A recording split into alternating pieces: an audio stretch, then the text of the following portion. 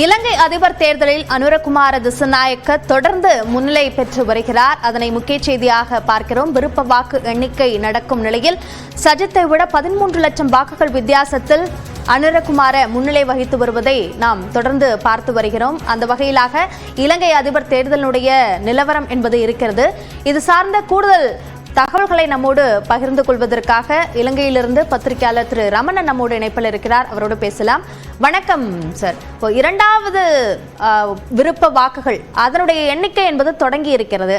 இதுலயும் இரண்டாவதான விருப்பம் என்பதும் அனுரகுமாராவுக்கு சாதகமாகத்தான் இருக்கா?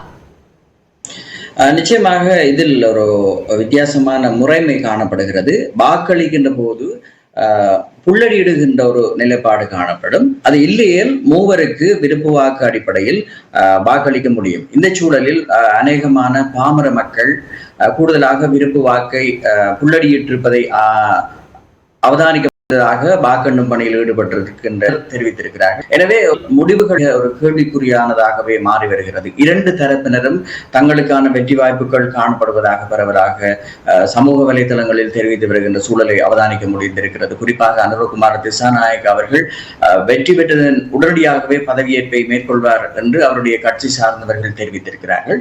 அதே போல ஐக்கிய மக்கள் சக்தியினுடைய தலைவர் சஜித் பிரேமதாஸ் அவர்கள் தங்களுடைய வெற்றி உறுதி செய்யப்பட்டிருப்பதாக அவருடைய கட்சி சார்பானவர்கள் தெரிவித்து வருகின்றார்கள். எனவே இந்த தேர்தல் முடிவு என்பது இன்று இரவுதான் தெரிய வரும் என்று எதிர்பார்க்கப்படுகிறது. குறிப்பாக வடக்கு கிழக்கில் தமிழ் பேசும் மக்கள் கூடுதலாக வாழ்கின்ற வடக்கு கிழக்கு மாகாணங்களில் சஜித் பிரேமதாசனுடைய வெற்றி கூடுதலாக ஏற்கனவே காணப்பட்டிருக்கிறது. எனவே ஏனைய வாக்காளர்களுக்கு ஏனைய மக்கள் வாக்களிக்கின்ற போது விருப்பு வாக்கில் இரண்டாவதாக அவருக்கு வாக்களித்திருக்கக்கூடிய விகிதம் கூடுதலாக இருக்கும் என்று கருதப்படுகின்ற சூழலில் வடக்கு கிழக்கு வாக்கு என்பது ஜனாதிபதியை தீர்மானிக்கின்ற ஒரு முக்கிய வாக்காக கருதப்படுகின்றது. இருந்த போதிலும் இன்று இரவுதான் சரியான ஒரு முடிவை எட்டக்கூடியதாக இருக்கும் என்று பரவலாக பேசப்படுகிறது. ஒரு பரபரப்பான சூழல் இலங்கையில் பரவலாக இந்த விவகாரத்தில் காணப்பட்டு வருகின்றமை குறிப்பிடத்தக்கது. மிக குறிப்பாக திரு ரமணன், ரணில் விக்ரமசிங்க அவருக்கு வாக்களித்தவர்களுடைய இரண்டாவது சாய்ஸ்ல சஜித்க்கு தான் அதிகமான வாய்ப்புகள் இருக்கு. அப்போ அவர் முன்னிலை பெறுவதற்கான வாய்ப்பு அதிகமாக இருக்கு அப்படின்ற கருத்து சொல்லப்பட்டது. அப்படித்தான் இருக்கா இப்போ? ஆனாலும் அந்த வித்தியாசம் என்பது ரொம்ப அதிகமா இருக்கு. 13 லட்சம் வாக்கு வித்தியாசம் என்பது இருக்கும் பொழுது அப்படியாக இல்லை, அது மாறி இருக்கு அப்படின்ற ஒரு நிலை தான் இருக்கா? நிச்சயமாக நீங்கள் குறிப்பிடுவது ஒரு நியாயமான கருத்து. காரணம், ஐக்கிய தேசிய கட்சியிலே இருவரும் தலைவராகவும் உப தலைவராகவும் இருந்தவர்கள். அவர்களுக்கிடையில் பிளவு ஏற்பட்டு பிரிந்த போதிலும் மக்கள் அந்த கட்சியை நேசித்தவர்களாக இருக்கின்ற சூழலில் அவர்கள் ரணில் விக்ரமசிங்க அவர்களுக்கு வாக்களித்திருந்தால் இரண்டாவதாக சஜித் பிரேமதாஸ் அவர்களுக்கு வாக்களித்திருக்க கூடும்.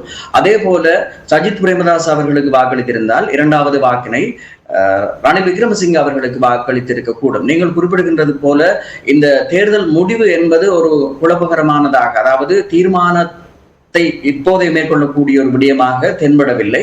இறுதி நேரத்தில் தான் அதை நோக்கி செல்ல முடியும் என்று பரவலாக கருதப்படுகிறது.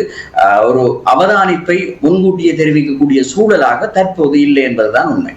இந்த இழுபறிக்கு முக்கியமான காரணம் தமிழுடைய வித்தியாசத்தினாலதான் இந்த இழுபறி என்பதை நீடிக்குதா?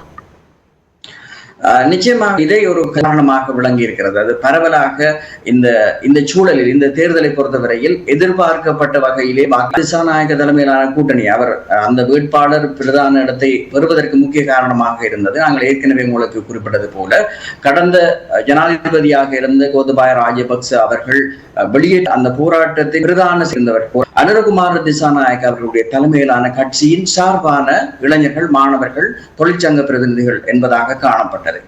அவர்கள் இந்த தேர்தலில் கூடுதல் செயற்பாட்டாளர்களாக மக்கள் மத்தியில் இறங்கி வேலை செய்திருந்தார்கள். அதாவது திசாநாயக்க அவர்களுடைய தலைமையிலான அந்த கட்சியின் சார்பானவர்களே இங்கிருக்கின்ற தொழிற்சங்கங்கள், மாணவர்கள் அமைப்புகள், அதே போல ஒன்றியங்களுடைய தொழிற்சங்க பிரதிநிதிகளாக இருந்து வருகிறார்கள். அவர்கள் தேர்தல் காலத்தில் மட்டும் செயற்படுபவர்களாக அல்லாமல் அனைத்து காலங்களிலும் மக்கள் சார்ந்த விடயங்களை பேசுபவர்களாக, அதற்காக போராடுபவர்களாக தொடர்ந்தும் இயங்கி வருகின்ற ஒரு சூழலில் இந்த காலத்தை அவர்கள் தங்களுக்கு சார்பாக பயன்படுத்தி வெற்றி இலக்கை நோக்கி பயணித்திருக்கிறார்கள் என்பதுதான் உண்மையான விடயம்.